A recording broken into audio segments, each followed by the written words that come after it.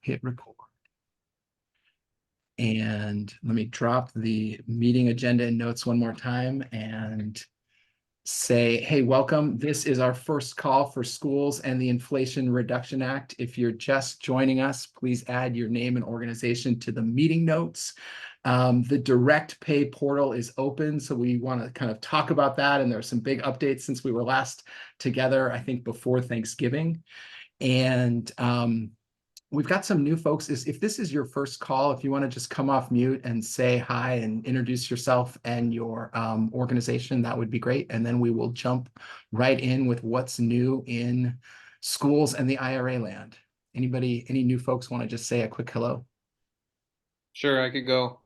Hi, everybody. My name is Marco Marquez. I use he, him pronouns. I am with ACE, Action for the Climate Emergency, based in Milwaukee, Wisconsin. But I'm the Wisconsin State Director of Organizing for ACE. So I work with high school students all over the state, and I have colleagues at ACE who work with high school students in different states as well. So really, really excited to be here. Awesome. I'm Jacob Goldman from Energy Tax Savers. Our company assists municipalities and schools in getting these incentives. Thanks. Welcome. Other new folks, quick intros. Hi, I'm Abray Connor, she, her pronouns. I'm the director for the Center for Environmental and Climate Justice with NAACP. And Katie Moreland, I believe, is on as well. There she is, a fellow in my center. Hello, good to see you.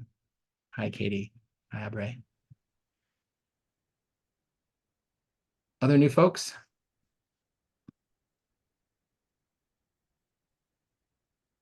All right, Sarah, can I pass it off to you to do what's new in IRA land? Sure can. Hi, folks. Nice to see you in the new year. So we have a good set of items here. What's new? As Jonathan already previewed, the elective pay portal open. This is the pre-registration portal to get elective pay. So that was new news, came just before the Christmas holidays. Someone had a deadline. They made it happen, and it was a surprise to many of us. So that was exciting. There's a webinar around this pre-registration portal that you can sign up for. The link is there. The IRS is holding this next Tuesday, so coming up soon. I spent a riveting night last night reading the 78-page or so user guide for the portal. And so that's a new thing that's out there. You can read it too. It's very exciting. One quick note that I pulled out of there, they do recommend that folks pre-register for their credits 120 days before the deadline. The deadline is May 15th. 120 days, if you put it in Google like I did last night, is January 16th. So, wow, that's really soon.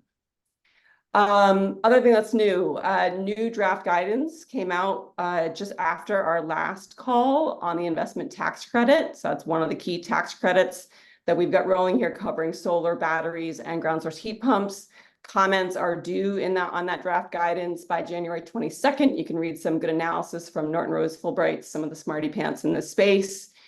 It is cropping up in places. Like, one of the issues in that guidance is how, if schools were to install multiple eligible technologies in one tax year, the IRS might lump those technologies together, say a ground source heat pump and a solar array, to ascertain whether they exceed the 1 megawatt test. And as we talked about on this call before, 1 megawatt is a key threshold for all sorts of compliance issues. So that's one thing that's in that guidance.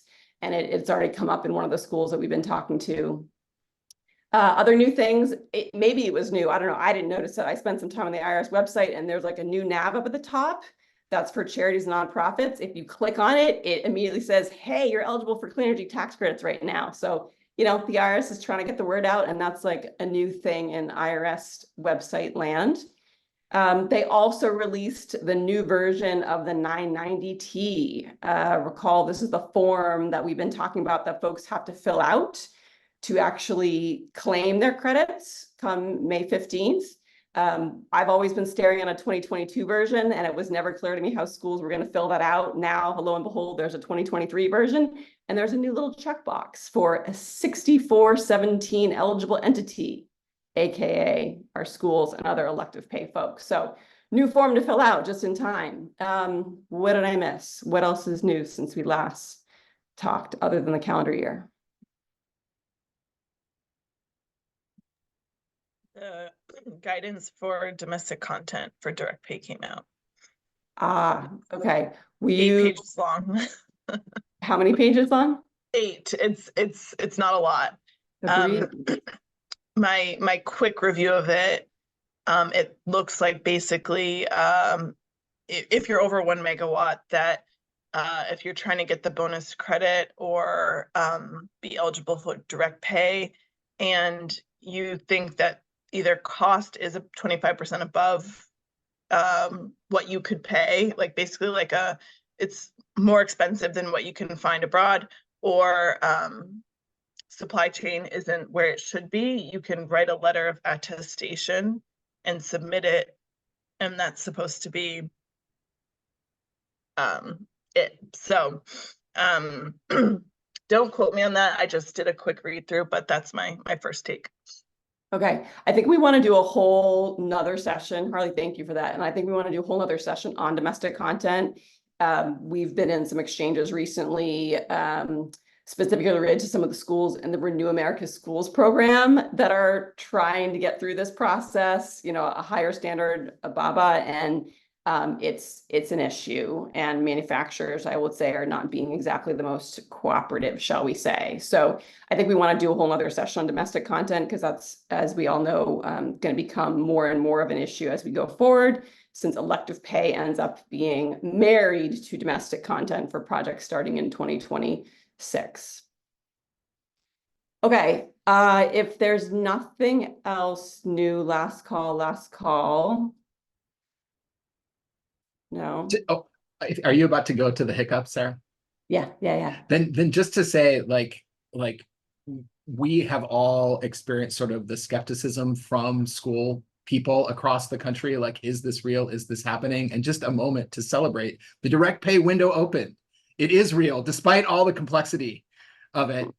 This, you know, like, this is happening, and of course we have a lot of work to do. But before we get into sort of a challenge for some of the early movers in the first year of eligibility, we just a moment to acknowledge it's a big milestone that opened, and thank everybody for all of the advocacy and engagement to this point. Indeed. Are you all seeing my screen now? Yeah? Are you guys seeing my screen? Yeah? Yes. Yeah. Okay, yes. Cool. Okay, so, oh boy. All right, so we have a hiccup that we have uncovered, and want to talk about this hiccup with you all and talk about where we go from here with you all. I'm running through these slides for the first time. I just threw them together like an hour ago, so forgive me if it's a little bit rough. I will try my best. As we have been traveling through the world talking about these new clean energy tax credits, we have been talking about shows. Always traveled around the world with these clean energy tax credits. One, commenced construction, a concept that is, you know, been around since the beginning of clean energy tax credit time, even before. And this other concept called, when did you put your system into service? So those were always the key dates that we had in our mind in terms of eligibility for generating these tax credits. And then right before Christmas, along with the happy days of this portal opening, we discovered that there's a third piece that is going to be critical for determining eligibility for our first cohort of entities that are reliant on elective pay, and that is the individual entity's fiscal year. So now we have our first two things, but now we also have to worry about what the entity's fiscal year is. So the reason that is because buried in the language of the IRA is in the credit monetization section, it says, oh, and by the way, this section, this provision called elective pay will only start for taxable years commencing after December 31st, 2022. If you're a school, you go, huh, I don't have a taxable year. But separately, the IRS, so not IRA text, but separately, the IRS tells you and has always told you, if you're an entity that doesn't have a taxable year, you must use your accounting period as your taxable year when you do things with us, say, file your 990T. So you put those two things together and we end up with an issue. Sorry, I keep scrolling the wrong way. So here's a visualization starting with, here's the normal land that we all lived in. If you're a private sector entity, you would generate a clean energy tax credit if your system was put into service on an eligible date in a calendar year. And this is how the world worked before IRA, and this is how the world still works for those entities that don't rely on direct pay today. They just really care about when they put their system into service, and their commenced construction date will tell them what rules they need to follow. But now we have a new thing that we have to worry about for our elective pay folks. And that is, what is your fiscal year? So if I'm a school that happens to have a fiscal year that aligns with the calendar year, there's no problem. So I put a solar array into service on May 15th. It's in a fiscal year that is the same as the calendar year. And guess what? That fiscal year started after December 31st, 2022. I'm fine, I'm eligible for elective pay is activated for me, and I'm good.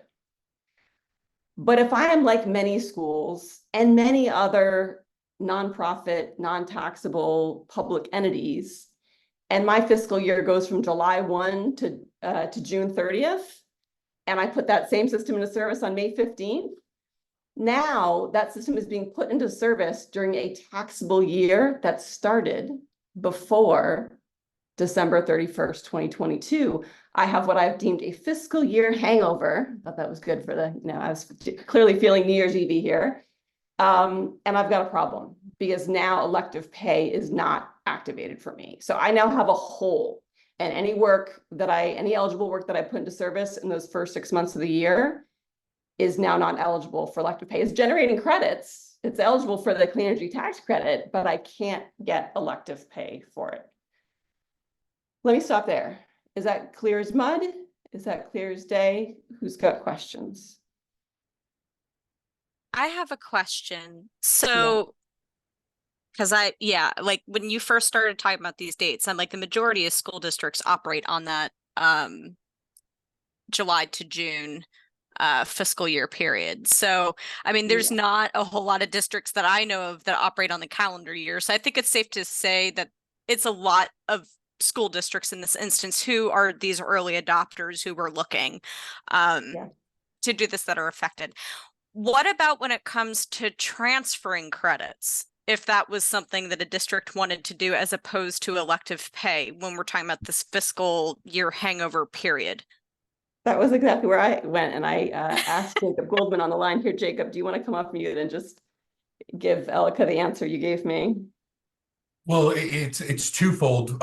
First off, not-for-profits and state and local governments don't have the ability to transfer. They would have to do a PPA kind of situation. Right. And then it would be the fiscal year of the PPA, because there would be of the entity that is the finance entity. Okay.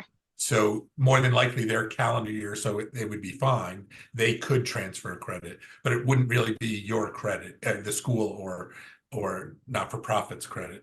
The other part of that, unfortunately, for fiscal year filers that are for-profit, is that transfer credits, which is 6418, has the same exact language that says for taxable years starting after December 31st, 2022. So both 6417 and 6418 are inside of this for a taxable year.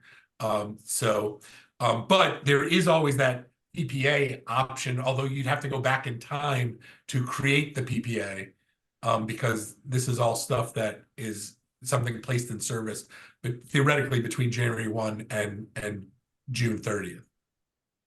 Time travel. Okay. Yeah. Natalia, do you have the ability to time travel?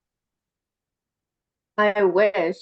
I was actually going to add first, this is really clear and very helpful. So I appreciate, even if you put this in together an hour ago, I don't know how you did that, but this is great. And I appreciate you explaining it so clearly. My question would be, if the school functions on a July to June fiscal year, does that automatically disqualify them from claiming the credit in a 2024 or 5 fiscal year? Like, if they can't claim it in the year that they put it in service, then it's done? Or is there an ability to retroactively claim it? Jacob, do you want to opine? What do you think? Similar to why you can't take a credit for your 2022 project, or your, you wouldn't. It's as if the law didn't exist for you. So it is not transferable to an upcoming year. Because I remember it in solar land, right? When a homeowner didn't have enough tax liability in 1 year, they could kind of take it over 4 years. Yeah, so they were taking the credit, but then they were carrying it forward. Right. Here, you're not able to take the credit. Got it. Okay. So we can't kind of initiate, so we can't carry over because we couldn't even get the party started. Right. Got it. And just to be clear, this only impacts the first 6 month projects that were put into service in the first 6 months of 2023. Every other project, eligible project from July, or into 2024, projects this year and going forward, we're good, independent of a school district's fiscal year. Right. And can we go over the definition of system in service? It seems like it might be useful to be able to be granular on that question. Yeah. Does anyone want to opine on system service? I mean, for solar, it's really clear it's a date of energization, and they talk about that in the documentation. There's a typical, very a pattern of a lack of consideration of ground source, for example, in all these guidelines. So, solar is easy, other things are not as easy. Does anyone want to talk about what they understand system and service to be for a ground source heat pump system? So ground source is great when it's new construction. Oftentimes it's something like your temporary C of O or your C of O. Those are indications, because the ground source is just one aspect of an entire building. So the building itself needs to be, temporary C of O or C of O. Where it gets very complicated is in retrofit, where you're adding ground source to an existing building that's operational the whole time. Then it's, when did you kind of turn the system on and finish the commissioning? There might be some wiggle room there, but one of the things that we see with schools is that they're always trying to finish by the end of August. So to the extent things are finishing in August, you're good for that, June 30th. You're on the other side of July 1. But to the extent you finished early, that's where it becomes, somewhat problematic. Although Sarah, I'm sure you're going to talk about it, but we're hoping to fix it. Yeah. Okay, so some quick, just kind of, as we've been trying to size up how big a deal this is. Elika, you were kind of getting at this, what are the prevalence of different fiscal years out there? So 46 states, remember, because this isn't just schools, this is all municipalities, this is everyone that needs elective pay. 46 states and their fiscal years in June, and the others look like they're not on December either. So if my math is right, 100% of states will have some fiscal year hangover. Awesome. The federal government itself has a fiscal year that ends September 30th. Kind of comical. 35% of municipalities end their fiscal year in June. And there's some interesting geographic differences too. So in Illinois, 94% of counties have November as their last month of the fiscal year, which means they're going to lose out on, the whole kind of almost the whole first year, 11 months of the first year 2023. So there's some interesting geographic discrepancies that are going to crop up here. Thanks to Jacob for sending me links that gave me this very interesting data. In my outreach to the White House Department of Energy, Ed, all before the holidays. This was somewhat of a surprise to everyone. My sense is they didn't really, this was not the intent, is my initial understanding of the state of affairs. And I think how this came about, so if you go back and find the section that if you go back and actually look at the of the IRA, right, there's a whole credit monetization section, the section 13801. And then, you know, we all skipped and read the direct pay section, which is a subsection. And what we didn't do, or at least I didn't do, was read the whole credit monetization section. And there's like some bookend language at the beginning, at the end. This is one line at the end of the bookend that's not within direct pay. And as Jacob pointed out to me, it's like standard language that Congress uses in a lot of its bills to say, this shall begin for all taxable years starting after such and such a date. So I think it's a matter of people didn't put all the pieces to like look at all the pieces and how they actually intersect. You know, like the world is complicated. And so we had, you know, Congress people writing, you know, statute over here. We had existing IRS guidance with a little g that says, right, if you don't have a taxable year, use your accounting year over here. And then we have, you know, in the third corner, you know, kind of an industry and a set of developers who have grown up with only understanding that, you know, put into service is the ball game and commence construction. Like that's how solar developer, you like ask any solar developer and they're like, fiscal year, that's not my problem. I mean, that's when my client files for stuff, but like that doesn't determine eligibility. Right. So you kind of like put all those pieces together and you're like, oh. So I don't know, does that answer it, Karen? Like, I think it was an oops. And my sense from talking to people inside is like, oh yeah, we didn't want it to work this way. Got it. However, capacity to change that legislatively is low. So I guess there's is there a regulatory path here?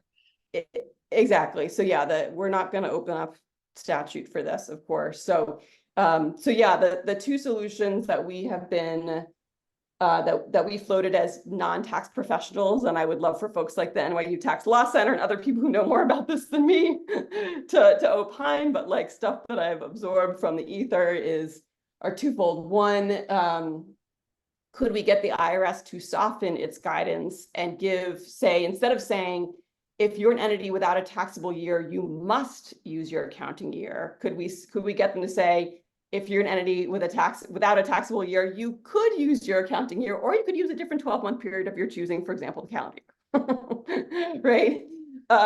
That's one, I don't know, could we do that, IRS? I don't know, who am I? And then the other thing is, I've heard this concept of a short year. That was what I think our friends, Harley, was that what the NYU tax law folks, were they the ones that talked about this concept of a short year? Could we allow these entities to file what's called a short year, an existing term of art, and they would file it for January 1st to, you know, June 30th, for example, if you were in that, you know, the example that I showed earlier, and file for a short year? Is that a thing that we could create and do? But I'm not a professional. And I think there's a reasonable split between like the advocacy stuff and the advocacy role and the solution generation. It's always, you know, good when advocates can offer solutions, but I wouldn't want that to slow. Like when, you know, when I was talking to Stan, I was like, Stan, you don't have to solve it. Just say that you've got a problem, right? Like Stan in Kansas doesn't have to solve it, right? Yeah, Harley. Just wanted to flag two quick things. One is I have a call with NYU at 4, so I will check in with them. But then also just wanted to clarify with your outreach and maybe others on this call, have we reached out directly to Treasury so that we know, we've confirmed, yes, they know about the issue and they're not moving on it? Okay. Well, not that they're not moving on, no. So I wrote Treasury a note last night. I had originally written to folks in the White House, and they've been, you know, we've been kind of iterating. I've been talking with, you know, DOE and getting their policy people to raise it with Treasury. So Treasury's hearing it from multiple angles now. I think what would be super helpful is, we wrote the emails, if you look in the notes, right? Let me let me stop sharing for a sec here, or maybe just, you know, in the notes, you'll see the 3 emails of the people that need to hear about this to Laurel Blatchford. She is the Chief Implementation Officer for IRA. So it's her job to make IRA work in the world. Rachel McCleary, her community engagement person, we should CC, and then we should also CC Surav Bomek, her Chief of Staff. So those are the 3 folks at Treasury that need to hear. I have been advised that what would be super helpful, right, is to get a meeting with John Podesta and Christina Costa, his Chief of Staff. If people have connections there and can get to Podesta, a meeting with him and Christina would be very, very helpful.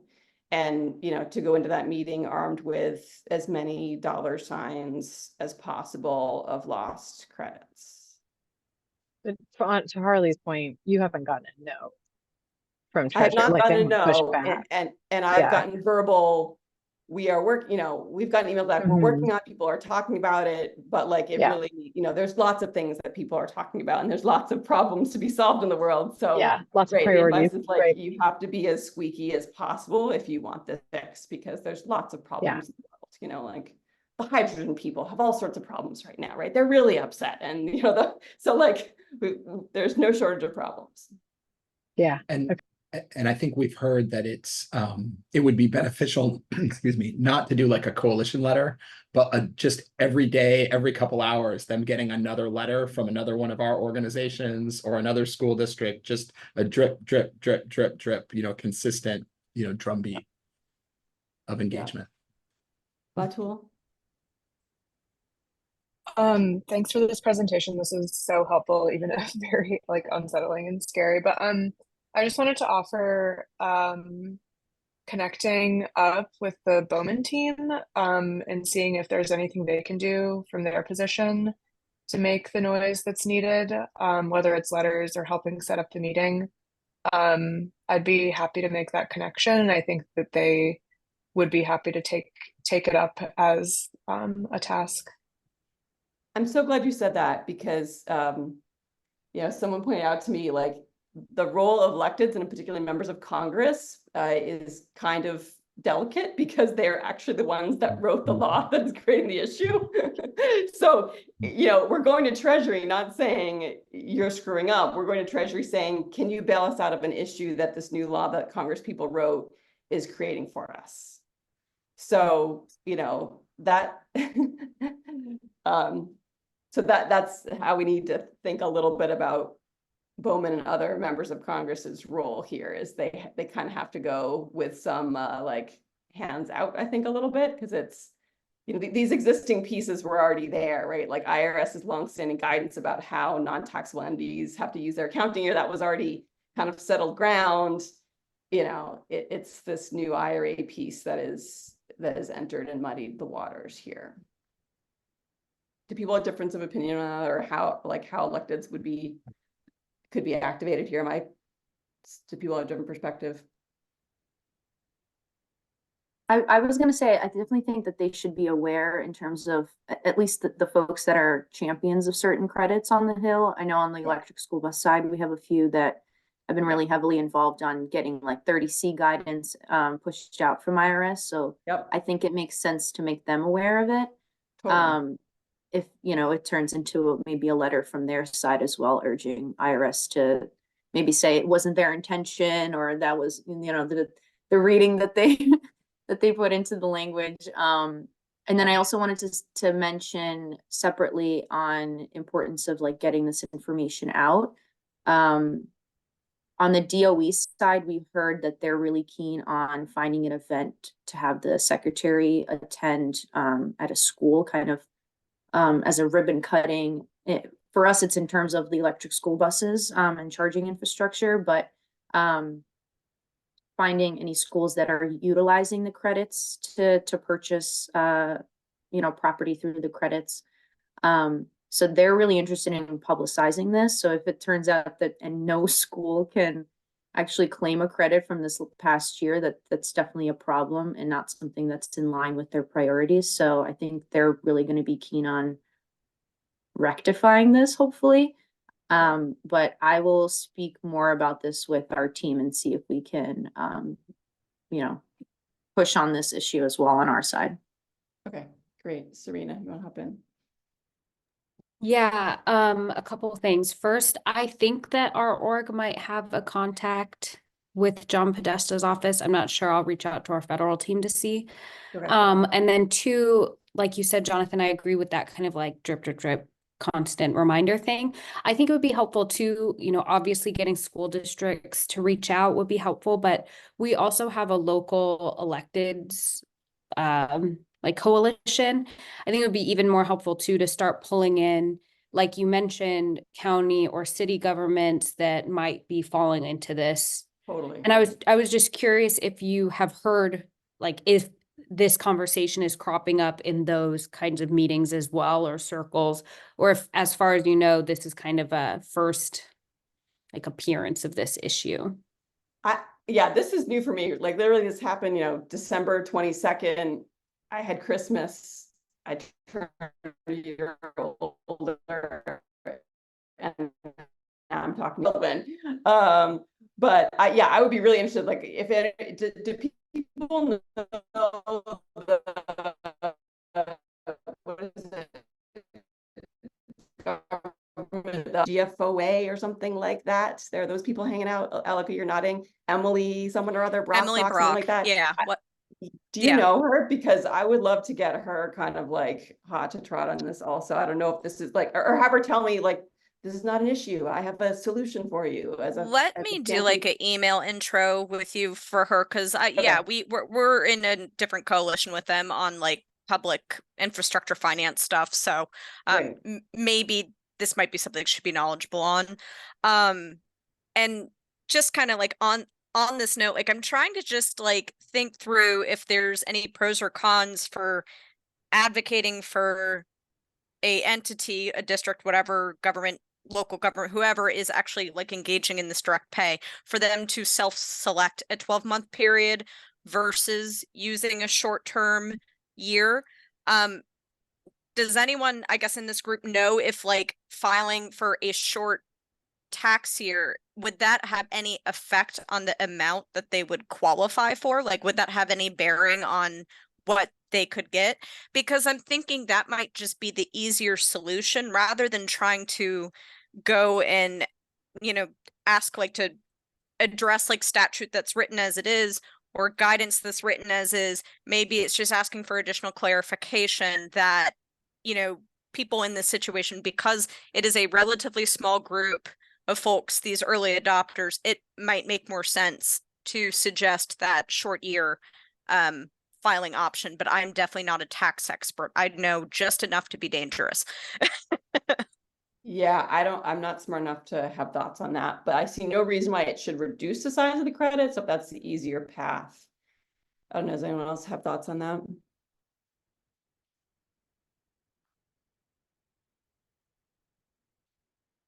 Okay, so I think we should move to the next part of this, Jonathan. Yeah, where are we in our agenda? I've like lost track with my screens here.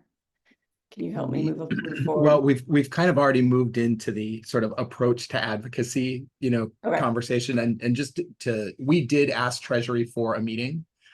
We haven't heard back, you know, on that, you know, conversation.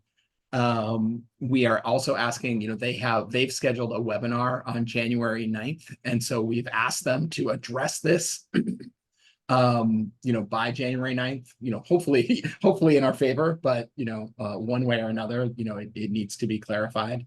So that's some of the urgency around folks, you know, this is January 4th, I think.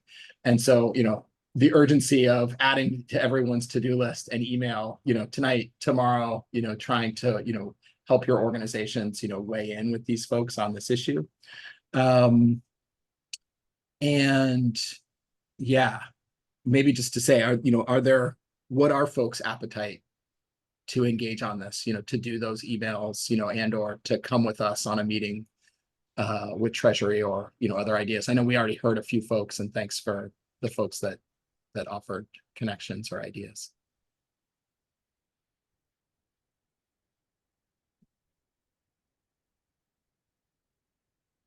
Or I should say any other ideas, or anybody that thinks they want to be a part of a conversation with Treasury? Harley? Carly, yeah. Yeah, I'm happy to. It probably. Yep. Oh, sorry.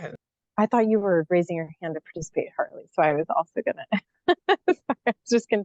Both you come off mute continuing, and but talk. Go ahead. I was just saying I probably would be the right person, but I'm happy to get somebody from USGBC to participate. And I also want to note that we also have, working groups that do things with local governments and that sort of thing. So I'm happy to also go from sort of the green building industry angle on this in different sectors, depending on what's needed. So. Okay. I was thinking, Anissa, that I should make these slides like downloadable, editable for all of you, and then you can take them and use them, Yep.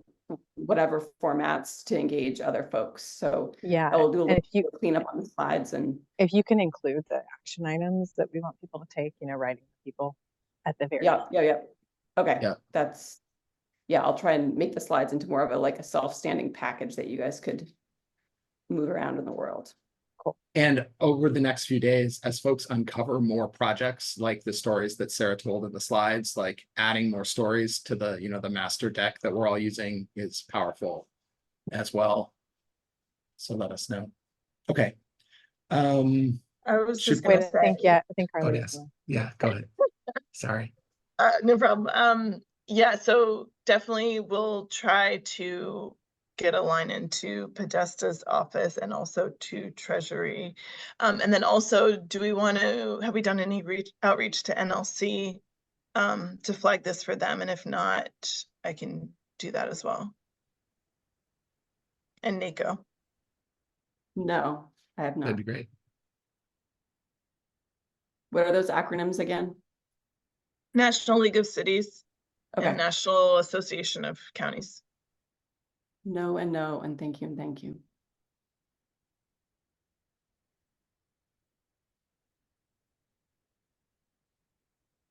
Other ideas of stuff that we should be doing?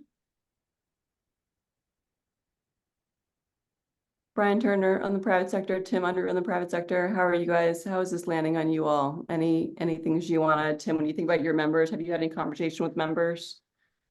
I haven't had any members come up with this problem yet, although the Mays, Kansas one your example didn't mention an ESCO was involved, but I've got quite a few ESCOs working in that market. Yeah. Okay. Yeah. But I have not had a member talk to me about this at all. Yeah. I did try contacting over to see if NASIO saw any of this, and I haven't gotten that they have seen this problem at this point either. Yeah.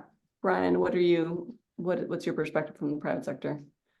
I wasn't aware of it until a couple of weeks ago from talking to Tony, who I think had been talking to you. So I'm sure we've got, dozens of school districts that are in this situation. I'm just not personally familiar with them where I'm at. So, but yeah, it's definitely an impact.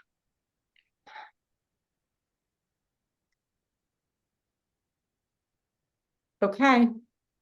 Should we move on, Jonathan, to number 5? Yeah, I think that's agenda great. here. Sarah, you want to talk about what's next? Yeah. Yeah, so while this is playing out, the portal did open, and we want to make sure that's aware. We've been saying all fall that we will, as soon as we know, we will publicize. So we included in our national network email that went out this morning, and we also have made updates to our website, including just a blog post, so that anyone who's looking for links to the Zoom webinar next Tuesday or the registration guide, everything from the IRS is pretty much here in one place. And then we are also, we had planned, and we are continuing to pivot our plans around just press of the process is starting.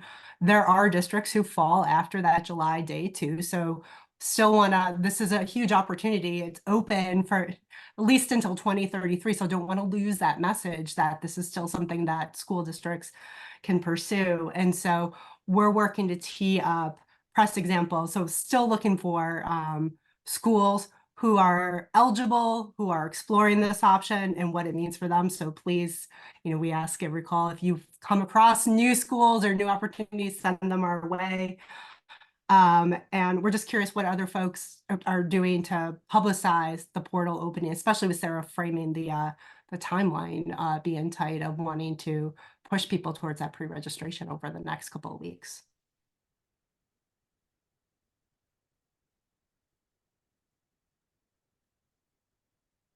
And my sense is many of the people who were looking for it and asking, has it dropped, are probably aware. But the more we can push that, especially coming off of the holiday, this is a time-sensitive opportunity and it's here. It's good.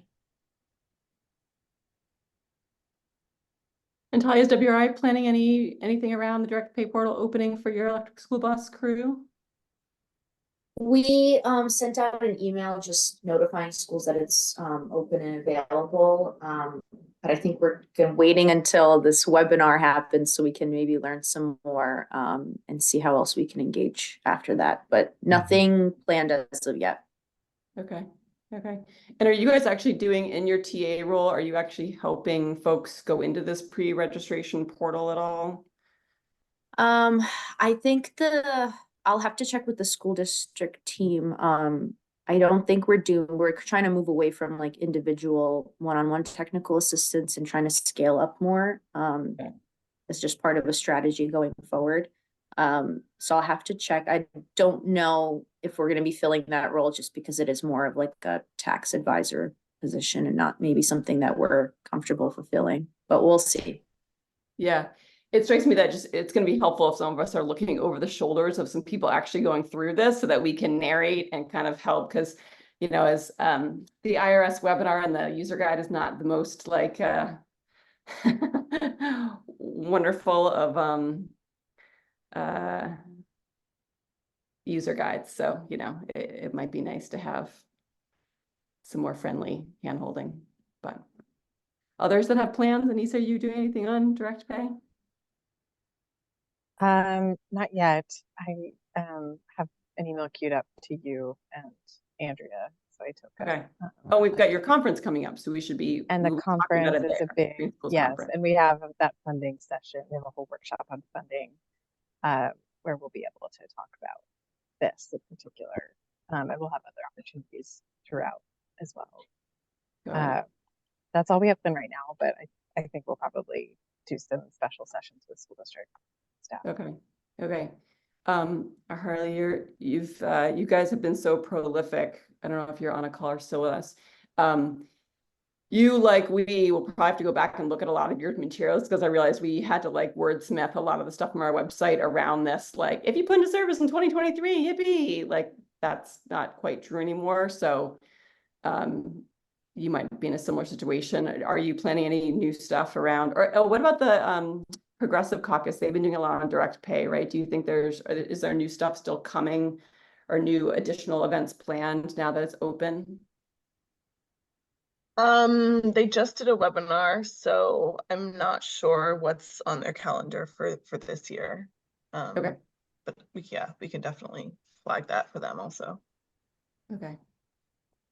Climate jobs, what about you guys? I mean, we shared the news with all of our kind of state coalitions and labor partners in all the states where we're working, and I know they've been circulating it amongst, you know, various school districts and local governments that they have been working with. I'm sure still a lot to do on that front. You know, we got it out on the 22nd, but I think everyone's still kind of getting back up to speed this week. And I mean, we've been couching a lot of our communications in general around the idea of an eligible school district. So I'm hoping we don't need to do a lot of revision of that. But, you know, we do really want to get this issue fixed as well, and would love to stay in touch with you about kind of how to coordinate advocacy around that. Okay. And we will also have a lot of social out in the next week too, just pushing. So that's the other angle.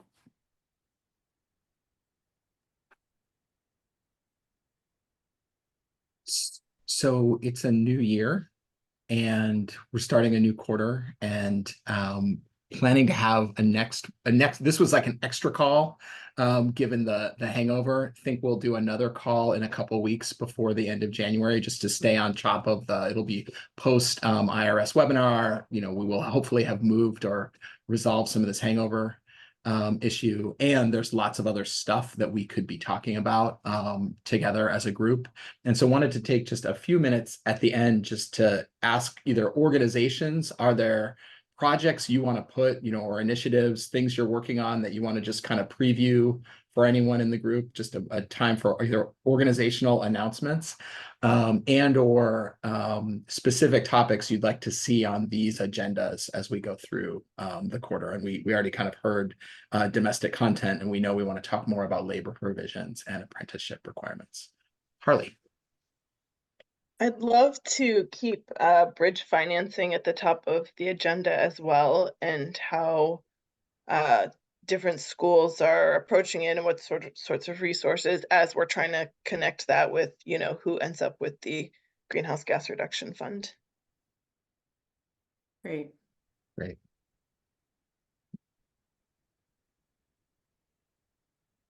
Greenhouse gas reduction fund in general, would love to dedicate some time to that, especially when we know more, as Harley said, about who are the entities that are going to be facilitating that funding.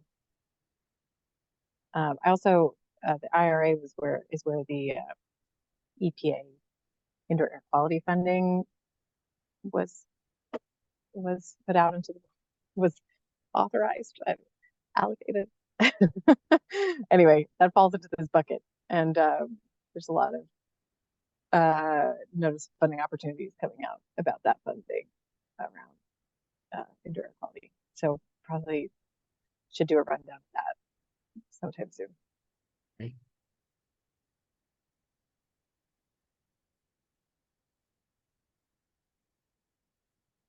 Other IRA related projects you've got cooking?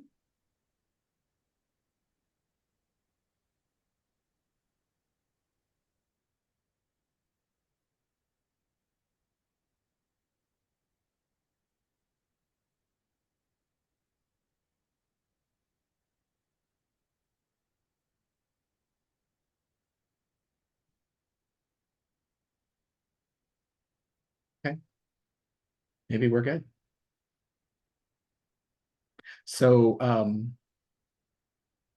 we've got notes. We'll follow up on the advocacy pieces, and or those of you that volunteered or raised your hands to follow up on things, follow up with us. If you've come across projects either that are implicated by the hangover or that we can celebrate as we try to raise awareness of direct pay, please let us know and look for a calendar invite for our next meeting on January 23rd. And be in touch. And Jonathan, yeah. Are we confident that there were some new faces on here today? Are we confident that we have everyone's email because they had to register for this? I forget, how did we set this up? Or is it possible that some folks on here might not have their emails?